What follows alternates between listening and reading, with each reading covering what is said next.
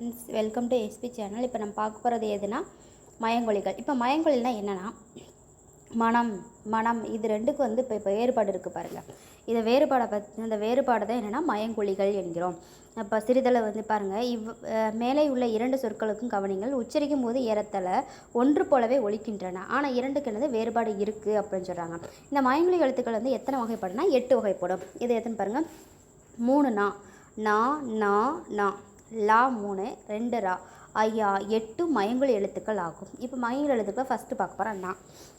நாவினுடைய நுனி மேல்வாய் அன்னத்தினுடைய நடுப்பகுதியை தொடுவதனால என்னதுன்னா நா வந்து பிறக்குது அப்படின்னு சொல்கிறாங்க.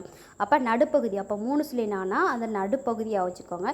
இதே 2 சொல்லி நானா நாவினுடைய நுனி மேல்வாய் அன்னத்தின் போய் மேலே அந்த முன்பகுதியை தொடுவதனால நகரம் வந்து பிறக்குது அப்படி சொல்கிறாங்க. அப்புறம் இந்த 2 சொல்லினா முன்பகுதியை இந்த வந்து நாவினுடைய நுனி மேல்வாய் பல்லின் அடிப்பகுதியை தொடுவதனால நகரம் வந்து பிறக்குது.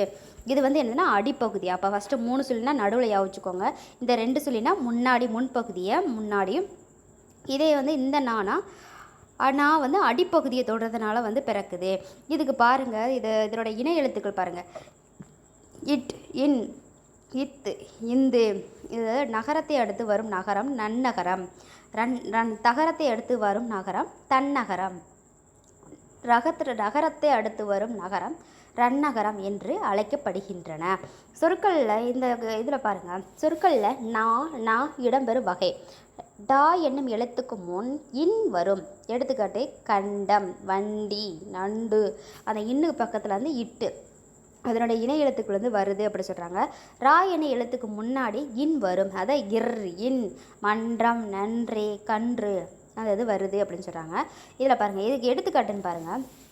வானம் 3 சொல்லி வந்து வானம் அப்படிங்கிறது வெடி. இதே 2 சொல்லி நமக்கு எல்லாத்துக்கும் தெரியும். வானம்னா ஆகாயம், இந்த பணினா வேலை. 3 சொல்லி நீ அப்படிங்கிறது வேலை, இந்த பணினா குளிர்ச்சி. இது முடிஞ்சா இப்போ பாருங்கள், 3 லாவை பற்றி பார்க்க போகிறேன். இந்த லா அதாவது என்னென்னா இந்த அது குண்டுலா சொல்லுவாங்க பாருங்கள். நாவினுடைய இருப்பக்கங்கள் தடித்து மேல் பற்களின் அடியை தொடுவதால் லகரம் வந்து தோன்று. இதுவே வா போல் இருக்கிறதுனால இது என்ன சொல்கிறாங்க, வகர லகரம் சொல்கிறாங்க. அப்போ அடிப்பகுதி, இதுக்கு முன்னாடி நம்ம அடிப்பகுதி எதை பார்த்தோம், இந்த நா வந்து அடிப்பகுதியாக, அதே மாதிரி தான் குண்டுலா வந்து அடிப்பகுதியை வந்து தொடுறதுனால வந்து அடியை தொடுவதால் லகரம் வந்து பிறக்குது அப்படின்னு சொல்கிறாங்க. இதில் பாருங்கள், இந்த லா வந்து அந்த பள்ளிக்கு இப்போ வந்து ஸ்கூல் போகிற அந்த ஸ்கூல் வச்சுக்கோங்க. இந்த நாவினுடைய இருபக்கங்கள் தடித்து மேல் அன்னத்தினுடைய நடுப்பகுதியே தொடுவதால் லகரம் தோன்று. இதனை பொது லகரம் என்கிறோம். இது போல வந்து இருப்பதனால இதனால் நகர லகரம் என்று கூறுவார். நகர லகரம் சொல்லி சொல்கிறாங்க. இது வந்து என்னது, இந்த வந்து அன்னத்தினுடைய நடுப்பகுதி. ஓகேங்களா. இந்த லா பார்ப்போம். நாவினுடைய நுனி மேல் நோக்கி வளைந்து வருடுவதனால் லகரம் வந்து தோன்றும். இது லகரமும் ஒரே இடத்தில் ஒலிக்கப்படும்.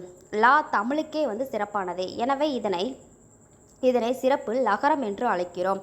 இது மா போல இருக்கிறதுனால என்ன சொன்னால் மகர லகரம் சொல்லி அழைக்க என்று கூறுவது இலக்கண மரபு. அதான் மகர லகரம். ஏன்னா லா வந்து எப்படி போல் இருக்கா, மா போல் இருக்கிறதுனால அது மகர லகரம் சொல்லி என்று கூறுவது இலக்கண மரபு அப்படி சொல்கிறாங்க. வளைந்து வருடுவதால் பிறக்கிறதா லா. ஓகேங்களா. பழத்துக்கு வரலாம். இதில் பாருங்கள், பொருள் வேறுபாடு. இந்த விலைங்கிறது பொருளுடைய மதிப்பு. இந்த விலை, இந்த லா வந்து உண்டாக்குறது, விளைச்சல் அந்தது உண்டாக்குறது. இந்த விலைனா விரும்பு. இலையினுடைய வந்து செடியினுடைய இலை, இந்த இலை எல்லாத்துக்கும் ஞாபகம் இருக்கும். இந்த இலைனா மெலிந்து போகிறது, மெலிந்து போதல்.